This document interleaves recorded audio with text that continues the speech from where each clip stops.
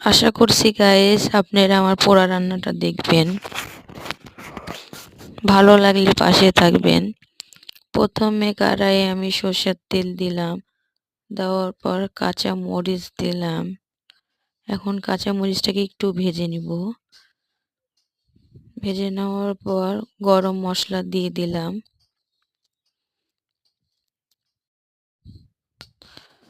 দেওয়ার পর এখন পেঁয়াজ দিব। পেঁয়াজটাকেও সুন্দর করে ভেজে নিব।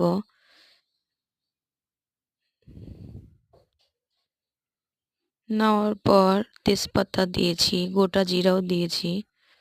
ওটা ভিডিও করতে মনে ছিল না।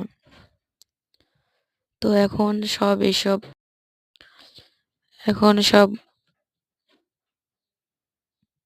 মশলাগুলো কষাই নিব।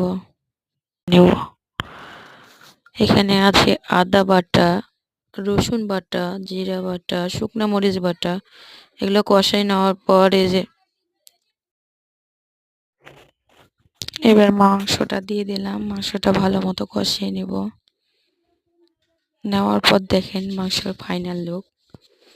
কেন আমি তো শহরে গ্যাসে রান্না করি, এবার আখাতে রান্না করলাম, জানি না কেমন হবে, কিন্তু আখার রান্না অনেক মজা।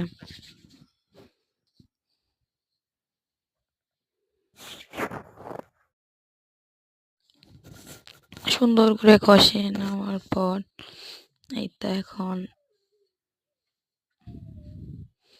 সবাই আসে আর দেখে।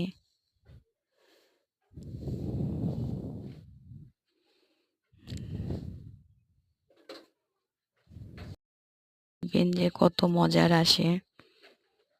আশা করছি গাইজ ভালো লাগলে সবাই লাইক, কমেন্ট, শেয়ার করে দিবেন, পাশে থাকার চেষ্টা